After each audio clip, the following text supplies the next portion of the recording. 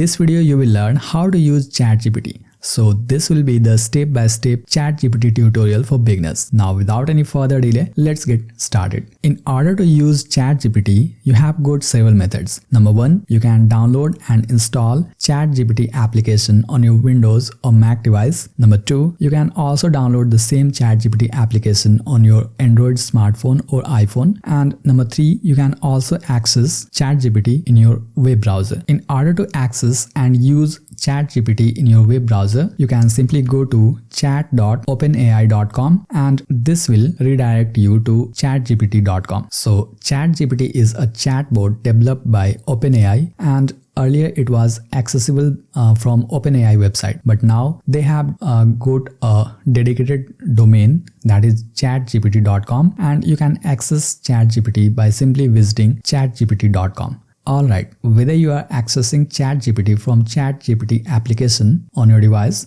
or you are accessing it from the web browser. So once you visit the ChatGPT homepage, you will see the basic user interface like this. And in the top left corner, you will see this icon, which is basically for starting the chat. And if you click on that, this will open a chat box like this one. And after that, there you get the option to select which ChatGPT model you want to use. If you click on this drop down icon, here you get various other options as well for selecting. Now whether you want to use this ChatGPT 4o mini model or any other model, you get various options for selection, but currently we are not logged in, so we are not getting that option here. So you can either log into your account or sign up if you haven't already created your account. Right now we will simply ignore this as we have got the same login and sign up option here in the top right corner as well. So you can simply click on sign up and then you will get the option to create an account for ChatGPT completely free. And here you simply need to enter your email address and click continue. And after that, ChatGPT will send you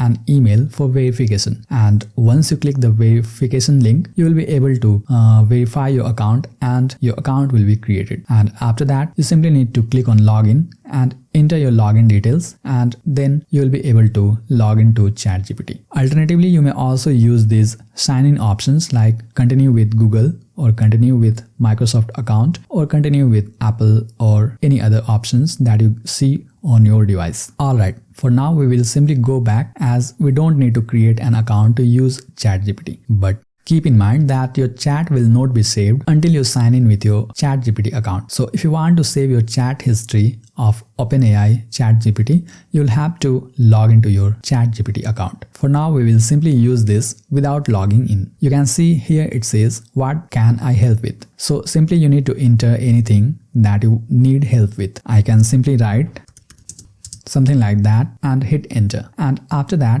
it will simply start answering your question. As you can see, ChatGPT is responding here, and once that is done, you can further continue interacting with ChatGPT in this box. For now, I'll go back and I'll show you other options as well. As you can see here, there are other options as well. And for example, you see there is create image button, and when you click that, you get various pre-made options like create an image for my bakery storefront logo. And if you click that, it will simply generate the image idea.